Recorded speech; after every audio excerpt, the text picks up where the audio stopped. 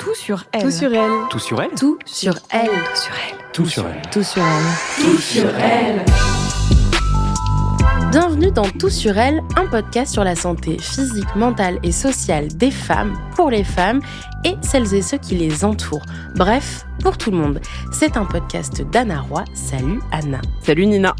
Anna, je le rappelle, tu es sage-femme. Depuis plus de 10 ans, tu es engagée, mais tu es aussi l'autrice de très nombreux ouvrages sur la santé des femmes, sur la maternité, dont C'est ma grossesse aux éditions Iconoclaste. Spatule, forceps, ventouse, faut-il avoir peur des instruments de l'accouchement ? Anna, j'ai volontairement pris une voix un peu M6 caricaturelle parce que aujourd'hui, on parle de ces instruments de l'accouchement et comme on parle de peur, je trouve que tout d'un coup, dès qu'on dit faut-il avoir peur, moi direct la spatule, les forceps, les ventouses, j'imagine plus du tout les trucs ni pour remuer les salades, ni pour déboucher les toilettes, mais des trucs qui sont des instruments presque de torture. Bref, je peux comprendre que ce soit un peu impressionnant à l'accouchement qu'on ramène des instruments, des outils, mais Anna, je suis à peu près sûre que tu vas m'expliquer que j'ai tort. Bah oui, ça fait peur. Bien sûr que oui, c'est des instruments qui sont très anciens, qui étaient déjà là il y a plusieurs centaines d'années. Des instruments qui font cling cling, qui font du bruit, qui sont grands, qui sont métalliques. Ah, tout est en métal ? Non, on va le voir. Mais du coup, et on sait qu'on va introduire ça dans un endroit, qui n'est pas anodin, puisqu'on va les mettre dans le vagin. Donc, avoir peur, faut-il avoir peur ? Oui, on a le droit d'avoir peur, mais on va voir qu'on n'a pas trop de raison d'avoir peur finalement. Alors, on a 3 instruments. Les 3 instruments, ils ont la même fonction. C'est grosso modo, soit quand la femme pousse, elle pousse. Vous savez, au moment de la phase finale de l'accouchement, on pousse, et puis l'enfant ne sort pas. Au bout d'un certain moment, ça peut être 30 minutes, ça peut être 45 minutes, ça peut être plus selon les équipes.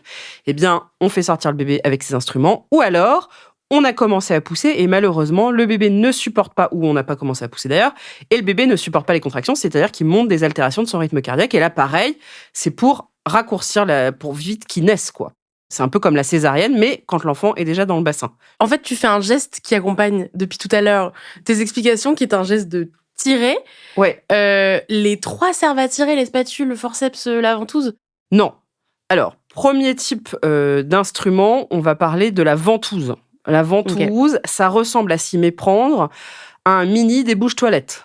Vous regardez, vous tapez sur Internet. Moi, je fais partie de ces professionnels. Je pense qu'il faut que vous regardiez, parce que de toute façon, il vaut mieux les regarder à l'avance plutôt que de les voir dans l'urgence et que ça fasse très peur. Donc, vous tapez sur Internet, vous allez taper ventouse kiwi, kiwi comme le fruit. Et là, vous allez voir ce que c'est qu'une ventouse. En fait, c'est un mini débouche-toilette qu'on place sur le sommet du crâne de l'enfant. Ça va nous permettre de l'orienter, de le fléchir, de le mettre dans la bonne position et de tirer légèrement. Que les parents se rassurent. Si on tire comme des sourds, rassurez-vous, la ventouse, elle lâche. On ne peut pas arracher la peau ou je ne sais pas quoi faire à l'enfant, c'est impossible. Donc, c'est une aide. Voilà, ça, c'est pour le premier. Ventouse kiwi, vous regardez sur Internet. Ventouse, ça se place sur le crâne. Sur le sommet du crâne. Sur le sommet du crâne, ok. Mini débouche-toilette, vous regardez sur Internet. Deuxième type d'instrument, ce qu'on appelle les spatules. Là aussi, je vous invite à regarder sur Internet, vous tapez spatule de Thierry comme le prénom. Là, vous allez voir, donc c'est métallique. Le but, c'est pas tellement d'aller tracter l'enfant, c'est-à-dire de tirer sur l'enfant, mais d'aller écarter peut-être de quelques millimètres les os du bassin de façon à laisser progresser la tête. Attends, tu viens de dire écarter les os du bassin ?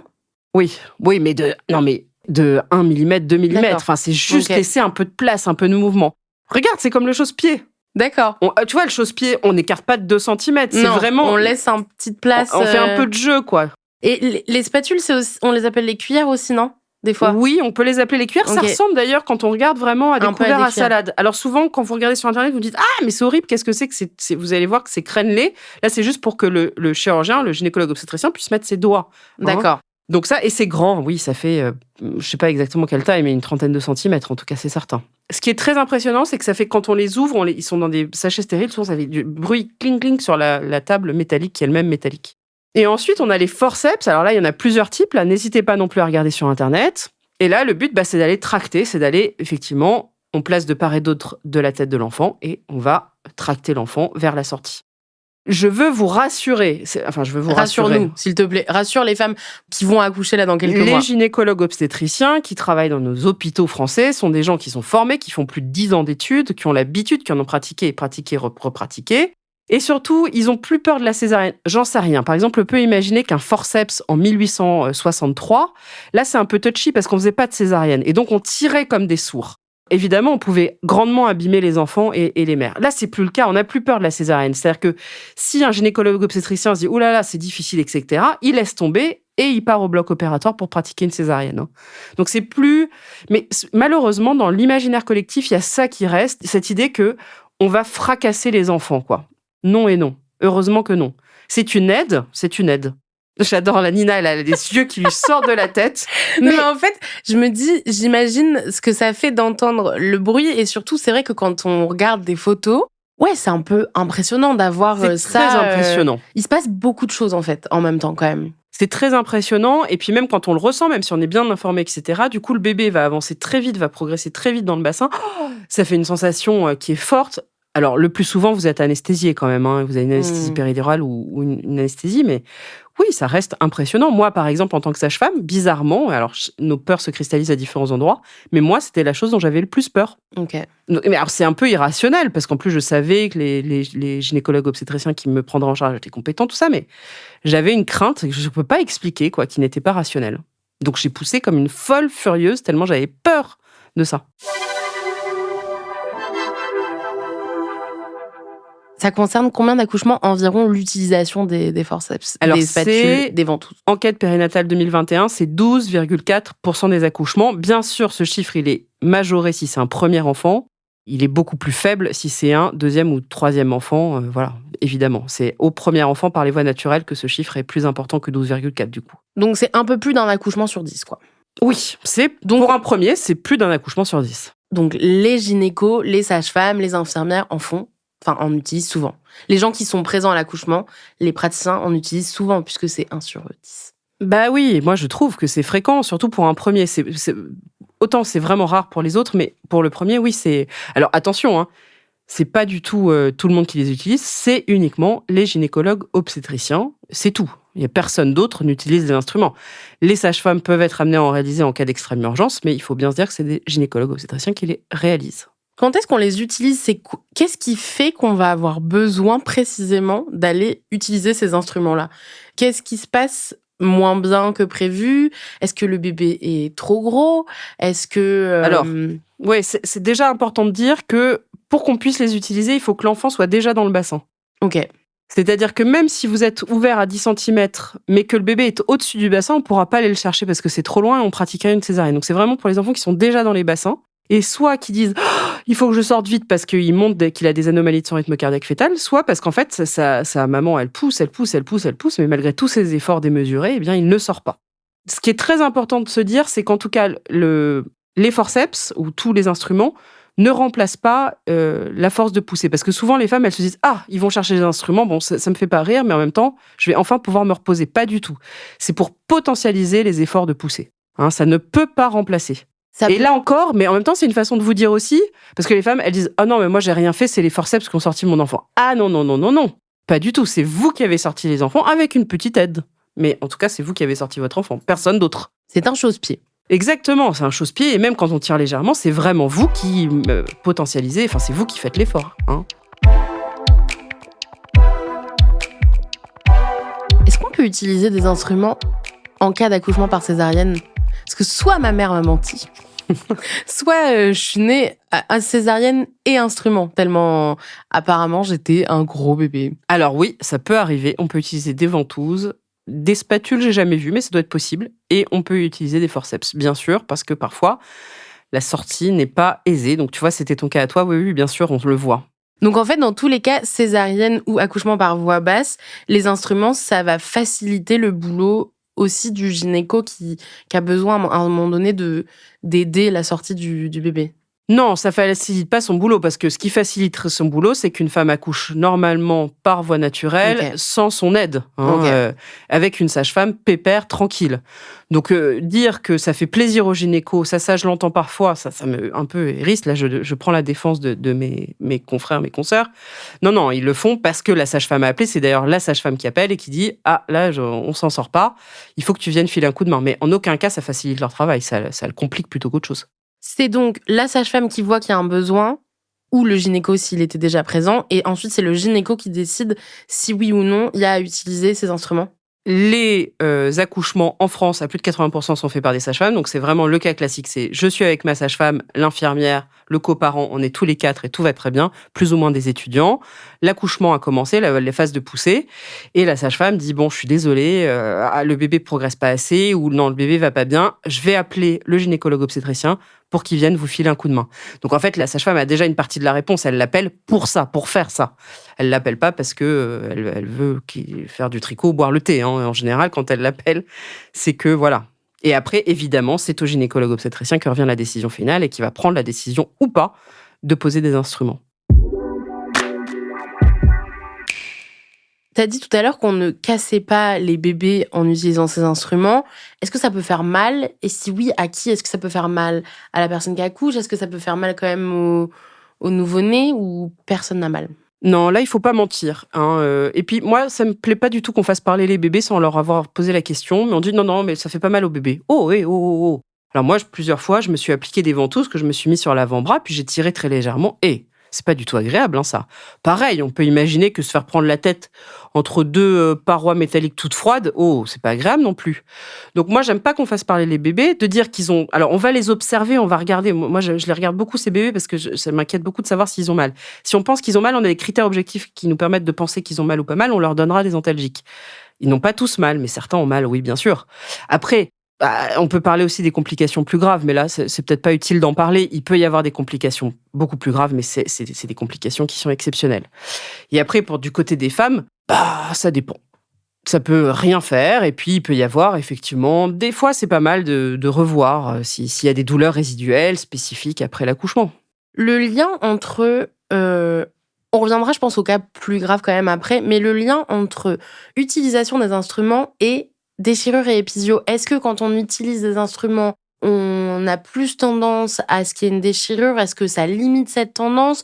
Est-ce qu'on utilise des instruments, du coup, il faut faire une épisio? Enfin, est-ce qu'il y a un lien entre utilisation des instruments et déchirure ou épisio? On rappelle que l'épisio... la déchirure, c'est assez naturel.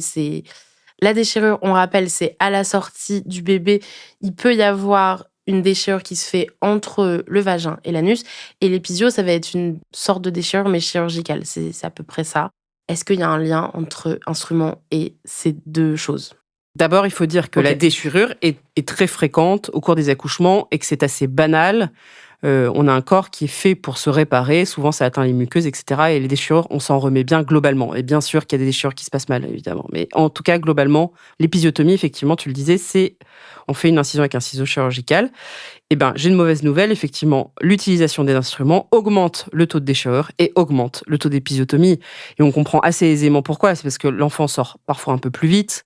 Il y a les cuillères à sortir en plus. Mais bon, je peux pas vous mentir, ça augmente ce risque, bien sûr. Mais c'est pas forcément grave, tu le disais. Non, et puis la bonne nouvelle, c'est que vraiment, les gynécologues obstétriciens, on n'est pas il y a 30 ans où on faisait des épisiotomies sans réfléchir, etc.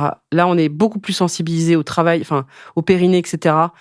Donc, ils font tout pour limiter le risque de déchirure et pour limiter le risque d'épisiotomie. Là encore, vraiment, il y a de gros efforts qui ont été faits ces dernières années. C'est pas encore parfait, mais il y a énormément d'efforts.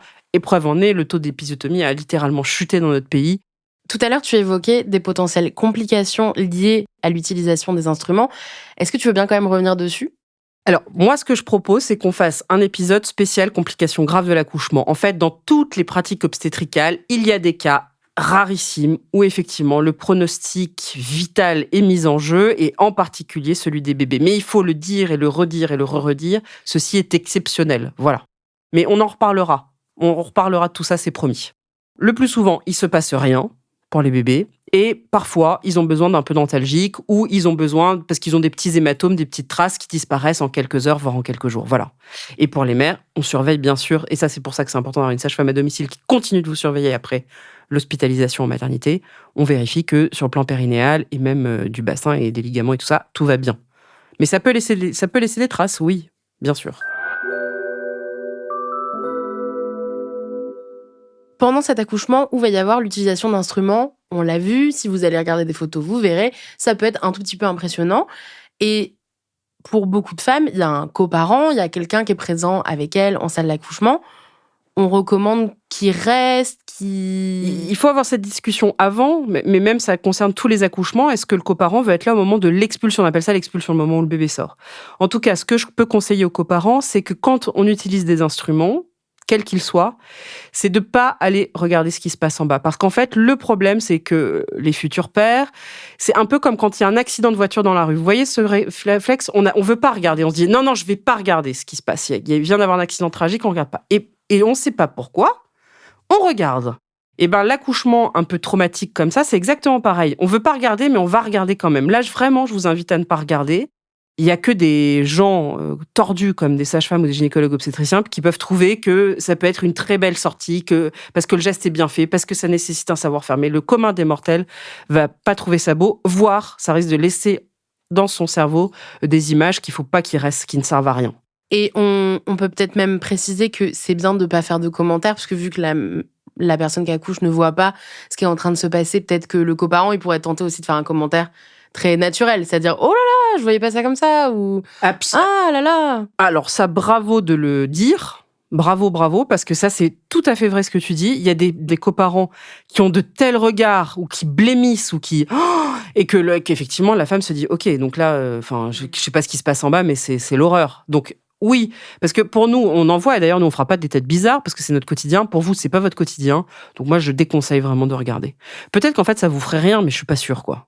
Mais même dans l'accouchement de manière générale, attention aux images, attention. C'est quand même un sexe qui a un visage. Enfin, donc, même l'accouchement où tout se passe bien, où tout est merveilleux, c'est quand même le sexe se met à avoir un visage. Moi, quand j'ai assisté à mon premier accouchement, je n'oublierai jamais cette image-là. J'avais 19 ans et je me suis dit, un sexe a un visage. Enfin, c'est une expérience, c'est complètement fou, quoi. Alors, en tant que sage-femme, moi, je trouve ça merveilleux, hyper beau, hyper métaphysique. Mais j'ai le droit d'être la seule à penser ça, quoi. Et donc, on n'est pas forcément prêt. Donc, attention à ce qu'on regarde. Ça, je vous dis, ça peut créer des... Moi, d'ailleurs, j'ai mis beaucoup de temps à m'en remettre. Je m'en suis toujours pas remis que les sexes avaient des visages. Tu te rends compte, Nina? Les sexes ont des visages. Non, moi, là, je m'en remets pas. Et tu viens juste de me le dire. Donc, non, je... Et parfois même, on est sur l'anecdote, ils ouvrent, c'est-à-dire qu'on sort la tête du bébé... Et là, ils ouvrent grand leurs yeux, ils nous regardent. Enfin, je veux dire, c'est quand même un truc, une expérience extraordinaire. Il faudra parler de l'accouchement côté soignant aussi. On en reparlera, on parlera des complications, on parlera de l'accouchement. En fait, il y a tellement de choses à dire qui se passent à ce moment-là dans la vie d'une femme que, évidemment, on y consacrera plein d'épisodes. Comme à chaque fois, on vous met aussi des ressources dans la description de l'épisode. N'hésitez pas donc à aller voir à quoi ça ressemble. On vous mettra des petits liens. En attendant, je te dis merci Anna pour toutes ces informations et nous, on vous dit à la prochaine pour un nouvel épisode de Tout sur elle. C'était Tout sur elle, un podcast d'Anna Roy, présenté par Nina Pareja, produit et réalisé par Slate Podcast, à la direction éditoriale Christophe Caron, à la production éditoriale Nina Pareja, réalisation Victor Benamou, musique Victor Benamou et Johanna Lalonde.